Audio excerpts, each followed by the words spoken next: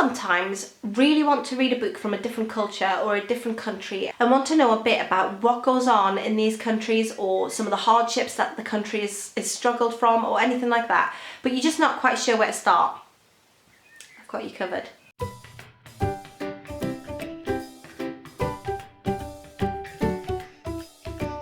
Hi everyone, I'm here today to tell you about some books from around the world. I don't obviously have books from every single country in the world. I've just picked some out from different countries that I think are interesting. I think will interest you if you're interested in other countries. How many times can I say interested? I think there's something to be said from stepping out of the usual Randomsville, America or London, because all of the books that I read tend to be Randomsville, America or London. It seems to be sort of a typical setting for books. The majority of these are non-fiction. I think I've only got 2 fiction. And the reason that I've gone for non-fiction is because they tend to give it sort of a very real feel about what the country is like or what the country was like, because some of these are historical. So, in no particular order, I'm just going to start going through them. We have this one, Underground in Berlin. Now, this is by Marie Jalowitz Simon. As we've discussed in many previous videos, I'm not very good with pronunciations, but this is a young woman's extraordinary tale of survival in the heart of Nazi Germany. This is the true story of Marie, who in 1942 was living in Germany, and she was Jewish. And at that point in time, she decided that she was going to do everything that she could to survive this situation. So she removed her Jewish star and disappeared into the city, assuming a fake identity. And over the coming years, she lived with a fair few colourful characters. She lived with Nazi loyalists, she lived with circus performers, and so she basically took any shelter that she could under this assumed identity as someone completely different who wasn't Jewish. And this is told unflinchingly in her own voice, and it says on the back that it gives an unparalleled glimpse into what it truly means to be human. And obviously modern day Germany is nothing like wartime Germany. I actually lived in Germany myself for a couple of years, but this should give you an interesting look at what it was like in Berlin in war-torn Germany. And the next book that I've got is one of the only fictions that I have on this list, and it's this one, Bottled Goods by Sophie van Leeuwen.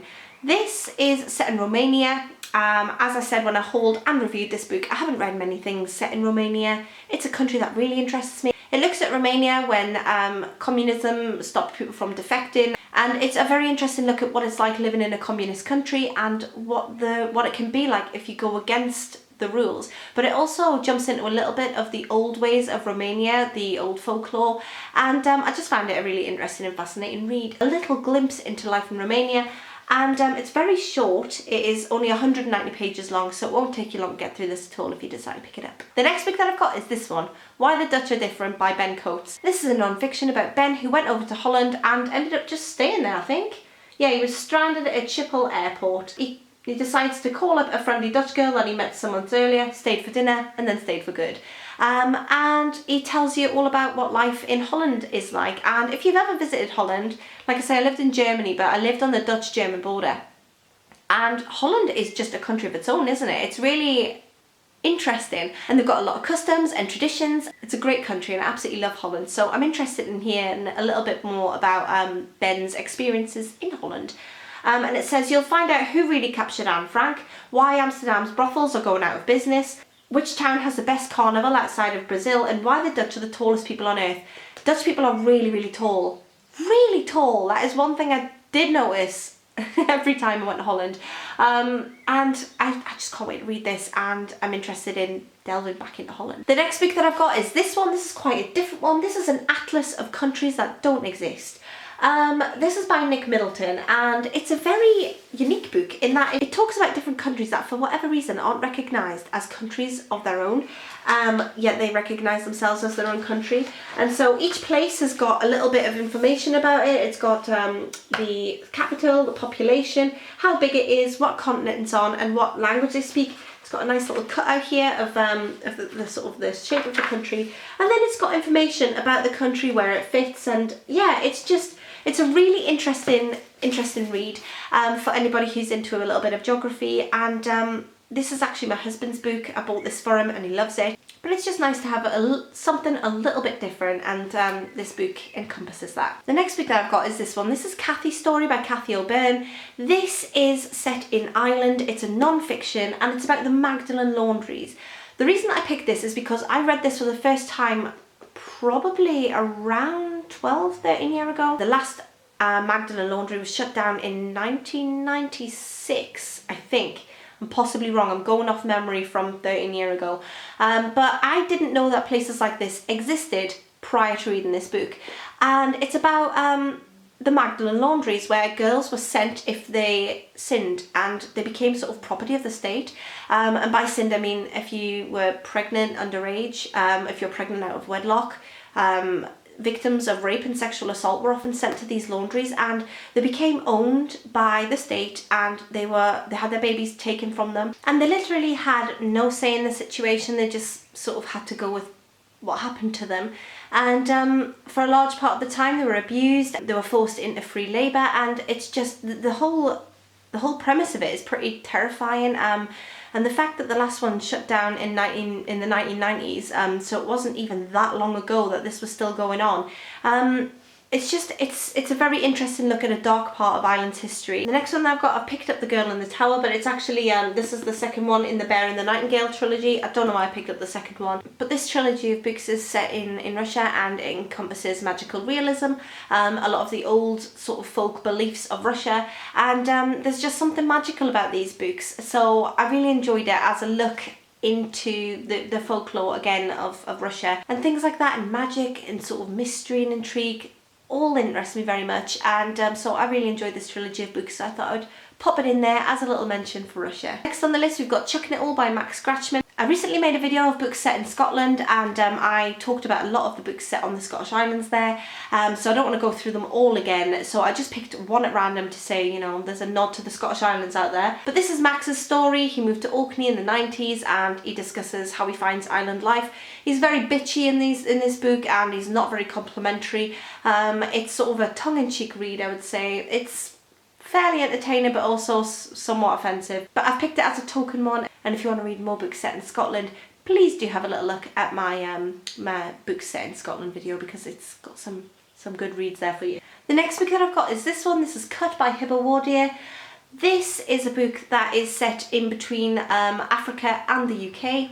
This is a very interesting book if you want to read about some of the practices that are going on in Africa, and also because this isn't just something that's happening in Africa. Due to migration, this practice has travelled to the US, it's travelled to the UK, and it's something that's not talked about widely, and it should be. Instead, it's about female genital mutilation. This is Hiba's story about what happened to her in Africa, and what is going on the streets of Britain today, and it is harrowing. I really don't know how to trigger warn this. It is just a fully horrific, but it's also a very important read, I think. And if you don't know what female genital mutilation is, I urge you to Google it. I also have a full review of this book on my channel from a couple of years back, and it's one to educate yourself with. Next book that I've got is this one. This is Down the Rabbit Hole by Holly Madison. This is set in America, so it's a look at America, but the reason that I picked this is because it's a look at what I would say celebrity culture in America. So Holly Madison is one of the ex-girlfriends of Hugh Hefner, who ran Playboy. He was known for having sort of a harem of women that were his girlfriends, and there was a lot of speculation of, did he sleep with them, did he not sleep with them, what was the role of the girlfriend, and the girls were very sort of closed in what they would discuss, and they all said that they wouldn't really talk about what it was like. However, Holly left the Playboy mansion and she brought out a book telling you exactly what goes on. And it's just sort of a look at the dark side of fame, the dark side of money, and the dark side of, I would say Hollywood, even though it's not Hollywood, it's the Playboy Mansion, but I assume similar sort of things will go on behind all the closed doors with celebrities and things. And it's so interesting, disturbing, and it's just one of those reads that I read a while ago and I've just never been able to forget. So this is Down the Rabbit Hole by Holly Madison. The next book that I've got is this one. This is A Mother's Ordeal by Chian. I've not read this one yet. I picked it up in a charity shop. It's in pretty tatty condition. Looks like it was a library book at one point as well. But this is a story of a young Chinese mother who's desperate to save the life of her unborn child. China used to have a one-child law where you were only allowed to have one child and you weren't allowed a second child. So a lot of people were having and performing illegal abortions, and babies were being left in the street to die. But the reason that I picked this is because obviously it's a look at that, and it's a look at sort of that life in China.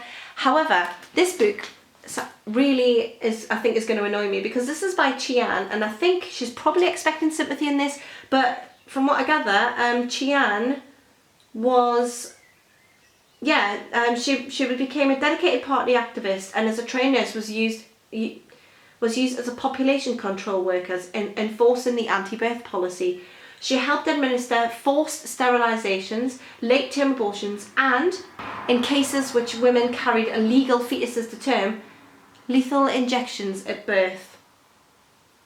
Then she tries to go to America to have a baby and herself, so that she doesn't have to go through this herself. And I think this is going to be harrowing. I think it's going to be awful to read, and I feel annoyed at her already, though, the fact that she actually participated in these events but then wanted special treatment for herself. And yeah, I'm just going to leave it at that, because I haven't got much else to say until I've read it. But yeah, that's A Mother's Ordeal by Qian. And the last book that I've got is this one, In Order to Live by Yeonmi Park. This is a look at North Korea, and North Korea is obviously a country that is shrouded in mystery, and it's one that we don't know a lot about. And this is the story of Yeonmi Park, who defected from North Korea, and she went across into China and ended up in a human trafficking gang. She just has such a strong story, and it's a look at North Korea from someone who was actually there, actually lived through it. And her story is an absolutely fascinating one, and I can't recommend this book enough. It's one of the best books I've ever read. So there we go, there's Around the World in several books. I'm not sure how many there was there, but Around the World in several books. And if you've got any recommendations of books from different countries and cultures and things that I might find interesting, please do leave them down below, and I'll speak to you all soon. Bye for now.